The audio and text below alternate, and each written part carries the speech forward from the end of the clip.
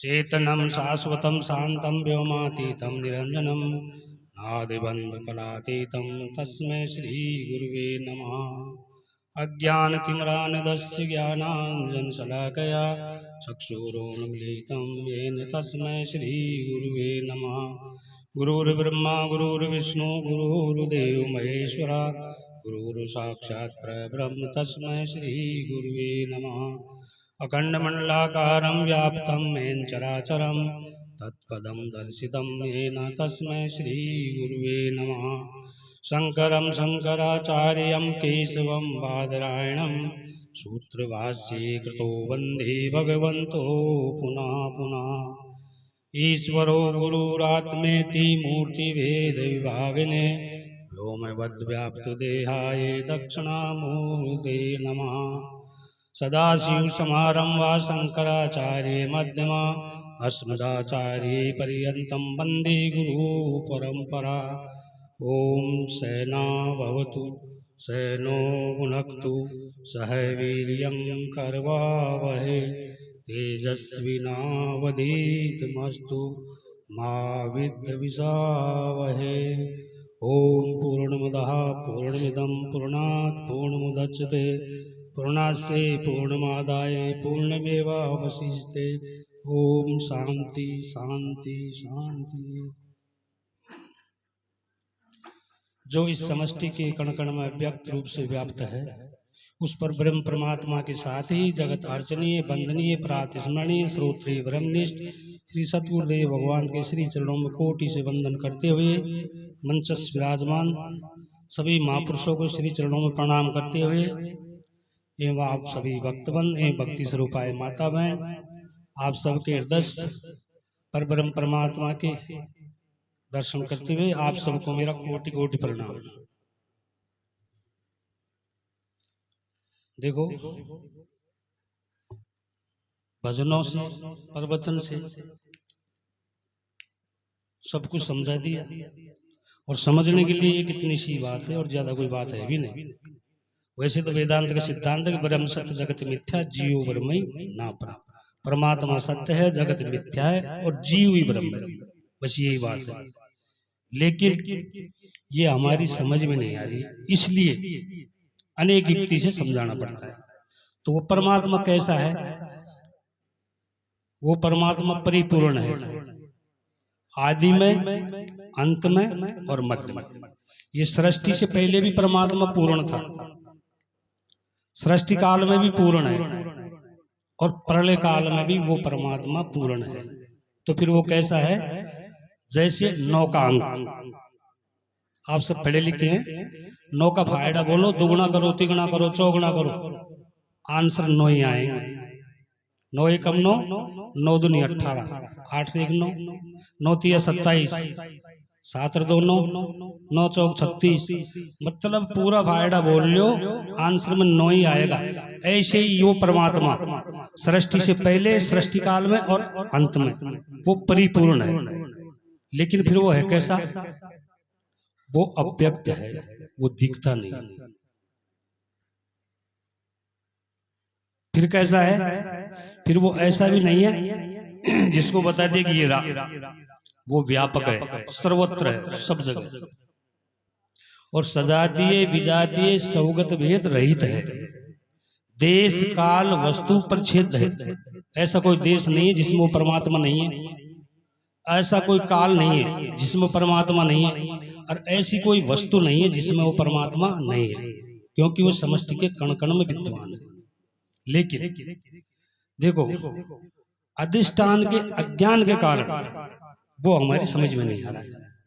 वैसे तो वो हमको प्राप्त है, परमात्मा हमको नित्य प्राप्त है और ये संसार नित्य निवर्त है, लेकिन वो हमारी समझ में नहीं आ रहा है केवल भ्रांति के कारण। इसलिए ये सत्संग, ये गुरु है, प्राप्त की प्राप्ति करवाते हैं और निवर्त की निवर्त। विचार सागर में बताया जीव का स्वरूप अति आनंद कहत वेद, ताकू सुख प्राप्ति तो असंभव अखानी। आगे जो अप्राप्त वस्तुता की प्राप्ति संभव, नित्य प्राप्त वस्तु की तो प्राप्ति की मानिए। ऐसी शंका लेस आनी, कीजे ने विश्वास आनी, गुरु के प्रसाद ते पुत्रक भले भानी, कर को कंगन खोयो ऐसो भ्रम भयो। जैसे हाथ में कड़ा है और किसी कपड़े के नीचे आ गया, कर को कंगन खोयो ऐसो भ्रम भोए मोय, ज्ञान से मिलत हिम प्राप्त प्राप्ति जानिए। भ्रम ही हुआ था लेकिन था उसमें ही, जैसे यो मिला तो प्राप्त की भी प्राप्ति हो जाती है। तो देखो वो नित्य प्राप्त है, वो शाश्वत है, निराकार है, अजन्मा है। और ये संसार, ये जगत जो वास्तव में उसमें है नहीं, लेकिन फिर भी ये उसी में उत्पन्न हो रहा है, उसी में पालन हो रहा है और इसी में लय हो रहा है। जैसे मिट्टी से घड़ा बना, मिट्टी से ही बना, घड़ा मिट्टी में ही रहता है और फूटने के बाद में मिट्टी में ही मरता है। लेकिन देखो केवल ये भ्रम हो रहा है। वैसे वेदांत का सिद्धांत एक ब्रह्म द्वैत नास्ति, परमात्मा का अलावा कुछ है ही नहीं, लेकिन वो दिखता नहीं और ये संसार जो है नहीं वो हमको सत्य दिखता है। इसका कारण है अधिष्ठान का अज्ञान। वैसे तो ये ब्रह्म अध्यास जो होता है वेदांत में 5 वस्तु बताई, सत्य वस्तु के ज्ञान जन संस्कार, प्रमाण दोष, परमाता दोष, परमे दोष और अधिष्ठान जो वस्तु है उसका सामान्य ज्ञान का होना और विशेष ज्ञान का अज्ञान होना। तो ये सृष्टि जो है इसमें अस्थि भांति प्रिय, नाम और रूप 5 चीज है। अस्थि भांति प्रिय ये तो परमात्मा है और नाम और रूप ये मिथ्या है।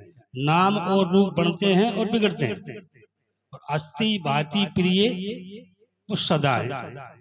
लेकिन वो फिर हमको दिख क्यों नहीं रहे? हमको दिखना चाहिए। इसका कारण क्या है? जयला बाबा ने भजन से पहले एक दोहा बोला था, उसमें मल, विक्षेप और आवरण आया था।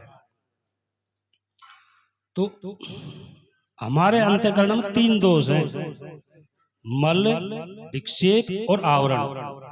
मल दोष तो अनेक जन्मों के जो हमारे पाप कर्म है उनके जो संस्कार हमारे अंतःकरण में बैठे हैं और वो संस्कार हमको इन संसार में प्रवृत्त करते हैं, वो है मल दोष। वो दूर होगा निष्काम कर्म करने से, कर्म से दूर होगा लेकिन निष्काम कर्म से। और विक्षेप जो हमारी बुद्धि की चंचलता है, हमारी बुद्धि जो विषयों का स्मरण करती है या विषयों के पीछे भागती है, इसको दूर होगा उपासना से, परमात्मा की उपासना करने से एकाग्र होगा। फिर बचा गया आवरण।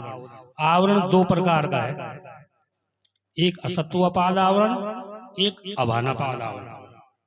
आवरण का मतलब अपने स्वरूप का बोध नहीं और इस संसार का बोध। सबके अंदर ये बात है ना, देखो ये है हमारी बात, इस शब्दन का फर्क है इसलिए हम समझ नहीं पा रहे। असत्वपाद आवरण, एक अभानापाद आवरण। असत्वपाद आवरण क्या है? सबके मन में ये है कि परमात्मा है या नहीं बताते तो हैं लेकिन हमने देखा नहीं, ये सबके अंदर है ना, इसको कहते हैं असत्वपाद आवरण। ये असत्वपाद आवरण किससे दूर होगा? देखो ज्ञान वाक्य से होता है, तो एक तो है महावाक्य और एक है अवान्तर वाक्य, उसको कहते हैं भेद बोधक वाक्य। जैसे सत्यम ज्ञान अनंतम ब्रह्म, परमात्मा सत्य है, ज्ञान स्वरूप है और अनंत है, ये है अवान्तर वाक्य। ये बात हमारे दृढ़ हो जाए कि वास्तव में परमात्मा है और वो ज्ञान स्वरूप है कि स्वयं प्रकाश है, वो अज्ञानी नहीं है और अनंत है, एक ही परमात्मा अनंत रूप से भास रहा है। यह है भेद बोधक वाक्य और अवान्तर वाक्य। इससे क्या होता है? इससे ज्ञान 2 प्रकार का, एक प्रोक्ष ज्ञान और एक अप्रोक्ष ज्ञान। तो इससे प्रोक्ष ज्ञान होता है और प्रोक्ष ज्ञान से असत्वापाद आवरण की निवृत्ति होती है और ब्रह्म सत्ता की स्थापना होती है। ये परोक्ष ज्ञान से होता है। परोक्ष ज्ञान का फल क्या है? परोक्ष ज्ञान होते ही अनेक जन्म के जितने भी हमारे पाप हैं वो सब नष्ट हो जाते हैं। केवल ये हमारे समझ में आ जाए कि परमात्मा है, बस सन्मुख होए जीव मोए जबी जन्म कोट अध ना सही तभी। एक बार ये जीव परमात्मा के सन्मुख हो जाए तो अनेक जन्म के पाप उसी टाइम नष्ट हो जाते हैं। और जब ये निश्चय हो जाता है कि वास्तव में परमात्मा है, सबके कर्मों का फल देता है, तो फिर आगे बुरे कर्म करेगा नहीं। तो ये तो है परोक्ष ज्ञान। तो जब परमात्मा है और वो सत्य है, ज्ञान स्वरूप है और अनंत है, तो फिर भासता क्यों नहीं? दिखना तो जी, इसको कहते हैं अवानापादक आवरण। तो अवानापादक आवरण ये महावाक्य हो, वो तो वेद बोधक वाक्य था, ये अवेद बोधक वाक्य है। महावाक्य गुरु द्वारा जब गुरु कहेगा तत्वमसि महावाक्य, तत्व यानी परमात्मा, तम यानी जीव, असी मानी है जीव ब्रह्म है, या फिर गुरु ऐसे कहेगा तू ब्रह्म। और हमसे भिन्न वास्तव में है नहीं, लेकिन वो समझ में क्यों नहीं आ रहा? देखो एक छोटा सा दृष्टांत देता हूं। एक चींटी थी, वो चींटी नमक का पर्वत पर रहती थी और एक चींटी मिस्री का पर्वत पर रहती थी। तो मिस्री का पर्वत पर जो चींटी थी वो तो मस्त रहती थी खा पी के, और जो नमक के पर्वत पर रहती थी वो कमजोर थी। तो एक दिन वो नमक वाली चींटी वो मिस्री वाली चींटी के पास गई, तो उसको देख के वो मोटी ताजा, तो उसने कहा बहना तेरा क्या राज है, तू तो मोटी ताजा हो रही है। तो उसने कहा कि बहना मैं तो मिस्री खाती हूँ, मस्त रहती हूँ।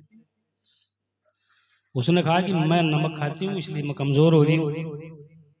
तो उसने कहा मैं भी मिस्री खा लूँ कि बहना खा आराम से, ये पूरा पर्वत मिस्री का है, आराम से खा, तू भी मस्त रहे। तो वो चींटी वो मिस्री के पर्वत पर गई, तो वो जहां जाके वहां चाखे वहीं खा रहा, जहां जाके चाखे वहीं खा रहा। मिस्री का पूरा पर्वत तो घूम के वापस आ गई और आग की कहती है कि बहन तू तो कह रही थी ये तो मिस्री का है, लेकिन ये तो वही खारा नमक का ही है। उसने सोचा ये कैसे हो सकता है तो मिस्री का। तो उसने कहा कि देखा तेरा मुंह फाड़। तो उसने जो ही मुंह फाड़ा तो मुंह में एक नमक की डली थी। वो नमक की डली के कारण उसको वो मिस्री भी खारी लग रही थी। जब उसने कहा कि तू ये निकाल इसको, ऐसे ही जब तक हमको ये संसार सत्य बास रहा है, जब तक इस संसार के हमारे अंदर कामना है, जब तक हमको परमात्मा की प्राप्ति कभी नहीं होगी। क्योंकि एक मान में दो तलवार कभी नहीं होगी, या तो हम संसार को ही चाहते हैं या फिर परमात्मा। संसार के लिए रात दिन हम पच रहे हैं और परमात्मा प्राप्त करने की आश कर रहे हैं। जितनी मेहनत हम संसार में करते हैं उतनी मेहनत अगर परमात्मा के लिए करें तो परमात्मा तो प्राप्ति है, क्योंकि वो हमारा स्वरूप ही है, हमसे भिन्न थोड़ी है। नित्य प्राप्ति है परमात्मा। लेकिन ये विकार के कारण देखो, हम राग द्वेष ईर्ष्या काम क्रोध लोभ मोह ये इतने विकार हैं, जब तक इन विकारों की निवृत्ति हम नहीं करेंगे तब तक परमात्मा की प्राप्ति हो नहीं सकती। क्योंकि अंतःकरण शुद्ध हुए बिना परमात्मा की प्राप्ति कभी भी नहीं होगी। तो इसके लिए क्या करें फिर हम? देखो ये मनुष्य जीवन बड़ा दुर्लभ है और परमात्मा की प्राप्ति करने का अधिकार केवल मनुष्य को है, 84 लाख में किसी को नहीं है। रामायण में कहा है बड़े भाग्य मानुष तन पावा, सुर दुर्लभ सद ग्रंथ ही गावा, साधन धाम मोक्ष कर द्वारा पाए जी परलोक समाना। तो ये मनुष्य शरीर को ही अधिकार है, देवताओं को भी नहीं है। देवता भी इस मनुष्य शरीर के लिए याचना करते हैं, बाकी सब जीव जंतु तो करते हैं, और ये बड़ा दुर्लभ है। देखो ना भोक्तम चेते कर्म कल्प कोटिस्तेरपि अवश्य में भोक्त वयम कर्तम कर्म शुभाशुभ। हम जो भी कर्म शुभ अशुभ करते हैं उसका हमको फल मिलता है। शुभ का सुख, अशुभ का दुख, हमको कर्म का फल मिलता है। अच्छा, पाप कर्म ज्यादा करते हैं तो नीची योनि में जाते हैं, और पुण्य कर्म ज्यादा करते हैं तो स्वर्ग योनि या देव योनि में जाते हैं। जब पाप और पुण्य बरोबर होते हैं तब ये मनुष्य की योनि मिलती है, इसलिए बड़ी दुर्लभ है। और ये मिलती क्यों है? केवल जीव का कल्याण के लिए। इस जीव का कल्याण केवल मनुष्य योनि में ही कर सकता है, बाकी और किसी को अधिकार नहीं। लेकिन ये देव दुर्बल देह को प्राप्त करके और इसको हम विषयों के पीछे नष्ट कर देते हैं, और जिस काम के लिए आए हैं उस काम को नहीं करते हैं। हम जिन भोगों के पीछे भाग रहे हैं, ये भोग तो हर योनि में मिलेंगे। माता पिता भी मिलेंगे, भाई बहन भी मिलेंगे, खाना पीना भी मिलेगा, सब कुछ हर योनि में मिलेगा। लेकिन परमात्मा की प्राप्ति केवल मनुष्य योनि में कर सकते हैं। एक वो दृष्टांत आता है वो अंधे का। एक अंधा था तो एक परखोटा था, उसके एक ही गेट था।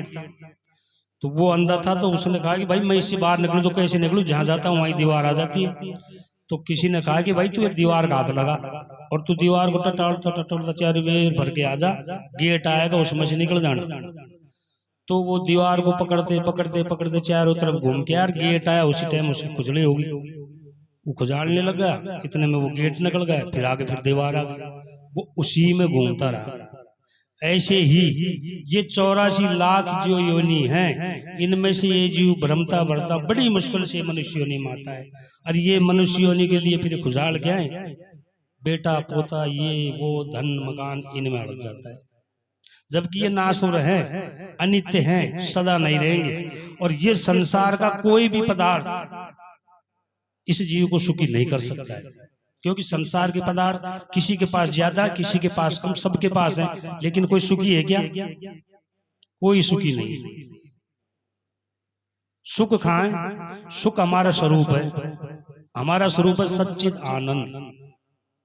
वो परमानंद जो हमारा स्वरूप है उसको भूल के और हम इस संसार में भटक रहे हैं, जबकि ये संसार वास्तव में है नहीं। देखो मोह सकल व्याधि न करूला, खाली ये मोह हो रहा है हमको, नहीं तो ये संसार में हमारा कोई भी नहीं है। जब हमने जन्म लिया हम एक ले आए और जाएंगे तो अकेले जाएंगे। और जो भी इस संसार में जन्म लेता है वो अपना कर्म साथ लेके आता है। कोई न काऊ को सुख दुख दाता, निज कृत कर्म भरे सब भराता। इस संसार में किसी को सुख दुख देने वाला कोई नहीं है। जो भी सुख दुख हैं अपने ही कर्मों के हैं और वो सब साथ लेके आते हैं, लेकिन उसी में हम टांग फंसाते हैं। हर पिता के मन में ये है कि मैं मेरे पुत्र को चांदी की चौंतरी बैठा दूं, मैं कितना भी दुख पालू लेकिन मेरे मरने के बाद मैं ये सुखी हूं। खुद के दुख से कोई दुखी नहीं है, लेकिन सब भविष्य के लिए दुखी हैं। मैं मर जाऊंगा तो इनका क्या होगा, बस इसी में दुखी है। जबकि सबकी उत्पत्ति पालन और संहार, जन्म देने वाला, पालन करने वाला और मारने वाला परमात्मा है, लेकिन फिर भी हम खामे खा दुख पा रहे हैं। और जो जिसका कार्य के लिए हम आए हैं उसको हम करते नहीं है, और जो सुते चल रहा है उसको हम करने की कोशिश करते हैं, जबकि उसमें हमारी पार नहीं पड़ती है। ये संसार वास्तव में हमारा थोड़ी है। संसार को छोड़ो, ये हमारा शरीर भी नहीं है। हम जब जन्म लिया तो इतने से थे, वो बचपन नहीं रहा, जवानी आ गई, जवानी नहीं रही, बुढ़ापा आ गया, और बुढ़ापा भी जाएगा, ये शरीर छूटेगा। अगर हमारा है तो हम इसको क्यों छोड़े? जब हम हमारे शरीर को ही हमारा नहीं है तो फिर हम संसार का ठेका क्यों लेते हैं? ये संसार को चलाने वाला कोई और है और वो चला रहा है, और जिसने जैसा किया, जिसने जैसा बोया वो वैसा काट रहा है। परालब्ध पहले बना पीछे बना शरीर, जैसा किया था उसका परालब्ध पहले बन गया। सुख दुख जो आना है वो तो आएगा, हम उसमें कुछ भी नहीं कर सकते। तो फिर संसार के लिए हम दुखी क्यों हैं? ये तो सुता ही चल रहा है। तो जिसको मनुष्य शरीर मिल गया, अगर उसने अपना स्वरूप का बोध कर लिया, अपने आप को जान लिया, तो ये मनुष्य जीवन सफल हो गया। अन्यथा जैसे और योनि वैसी एक योनि ये भी चली जाएगी। और फिर 84 लाख योनि, ये 84 लाख योनि जेल है। अब तो हमको तो मनुष्य जीवन मिल गया इसलिए हम इसकी परवाह नहीं करते हैं, क्योंकि मिल गया। लेकिन और जानवरों से जाके पूछो, सब पराधीन है। हमको परमात्मा ने स्वतंत्र जीवन दिया, मकान दिया, सब लाइट दी, ओढ़ने को बिस्तर दिए, उनके पास थोड़ी व्यवस्था है। तो मनुष्य जीवन का एक ही उद्देश्य है, केवल परमात्मा की प्राप्ति कर ले। अगर मनुष्य जीवन प्राप्त करके परमात्मा की प्राप्ति कर ली तो ये जीवन सफल हो गया, अन्यथा फिर 84 लाख योनि में जाना ही पड़ेगा। लेकिन हम दुखी हैं तो मोह के कारण, हमको मोह हो रहा है इनसे,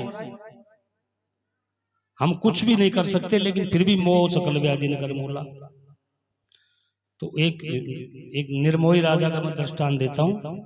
एक राजा था निर्मोही, तो उसका पुत्र एक दिन जंगल में शिकार खेलने गया। शिकार खेलने गया तो वहां उसको प्यास लगी तो एक साधु के आश्रम पर चले गया। तो वहां जाके पानी पिया और पानी पी के साधु ने पूछा कि भाई तू कहाँ से आया, किसका है? तो उसने कहा कि महाराज मैं तो निर्मोही राजा का पुत्र हूँ। तो साधु ने कहा कि राजा और निर्मोही ये तो हो नहीं सकता, क्योंकि राजा को तो धन से, राज से, सेना से सबसे मोह है, वो निर्मोही कैसे हो सकता है? तो उसने कहा कि मैं निर्मोही राजा का पुत्र हूँ, आप जाके परीक्षा लो। तो वो साधु परीक्षा लेने के लिए गया। तो जो ही महल के पास गया तो महल के बाहर उसकी एक दासी थी। तो उस साधु ने दासी से कहा, तू संचेरी श्याम की बात सुनाऊं तोय, कुंवर विनाशो सिंह ने आसन पर्यो है मोय। तो वो दासी कहती है, न मैं चेरी श्याम की न कोई मेरा श्याम, मिले करम बस मेलम सुनो ऋषि अभिराम। तो उसने सोचा ये तो हो रहा है दासी, इनके घर वालों से पूछो। तो आगे गया तो उसकी पत्नी मिल गई उस कंवर की। तो उससे कहता है कि तू सुन चातुर सुंदरी अबला यौवनवान, देवी वाहन दल मिलो तेरो श्री भगवान। कि सुंदर स्त्री तू जवान है और तेरा पति को तो देवी वाहन दल मिलो, देवी की सवारी जो सिंह उसने मार दिया। तो उसकी पत्नी कहती है, तपिया पूर्व जन्म की क्या जानत है लोग, मिले कर्म बस मेल हम अब विधि कीन वियोग। अब कर्म बस मिले थे, अगर विधि ने वियोग कर दिया तो कोई दिक्कत नहीं। उसने सोचा ये तो जवान है, कहीं दूसरी जगह भी चले जाएगी, इसकी माँ से मिलूं। तो आगे गया तो उसकी माँ मिल गई। तो उसकी माँ से कहता है कि रानी मुख से, रानी तुम पे विपत अति सुत खायो मृगराज, मैंने भोजन ना कियो इसी मृत्यु के काज। तो वो रानी कहती है, एक वृक्ष डाली घड़ी पंछी बैठे आए, ये पार्टी पीरी वही उड़ उड़ 34 जाए। कि शाम के टाइम में एक वृक्ष में अनेक पक्षी आगे बैठ जाते हैं और सुबह सब अपने अपने उड़ उड़ के चले जाते हैं, अगर हो गया तो कोई दिक्कत नहीं। उसने सोचा राजा से कहूं। तो फिर उसने राजा से कहा, राजा मुक्ते राम कहूं पल पल जात घड़ी, और सुत खायो मृगराज ने मेरे पास पड़ी। तो राजा कहता है, तपिया तप क्यों छोड़ियो यहाँ पलक नहीं शोक, वासा जगत सराय का सभी मुसाफिर लोग। कि ये संसार में सब मुसाफिर आते हैं और चले जाते हैं। ऐसे जो निर्मोही हो, जिसकी संसार में बिल्कुल आसक्ति नहीं हो, सब परमात्मा का समझे, उसको उस ज्ञान की प्राप्ति होती है, उसी को परमात्मा की प्राप्ति होती है। तो अब हमको करना क्या है? देखो, केवल परमात्मा तो है तो प्राप्ति, लेकिन रज्जु के अज्ञान के कारण सर्प की भ्रांति हो रही है। सर्प रज्जु में तीनों काल में नहीं है, लेकिन उसका सामान्य ज्ञान तो है, अगो बांका टीका पड़ा है, लेकिन बांका टीका से भ्रम होगा सर्प का। उसमें सर्प 3 काल में नहीं है, लेकिन ये पता नहीं है कि ये जीवड़ी है। ऐसे ही ये संसार दिख तो रहा है और सत्य वास रहा है, लेकिन इसमें जो सत्यता किसकी है उसका ज्ञान नहीं है। उस परमात्मा का ज्ञान होगा तो ये संसार स्वतः ही निवृत्त हो जाएगा। इतना ही करके मैं मेरी वाणी को विराम करता हूँ। बोलिए सतगुरुदेव भगवान की जय।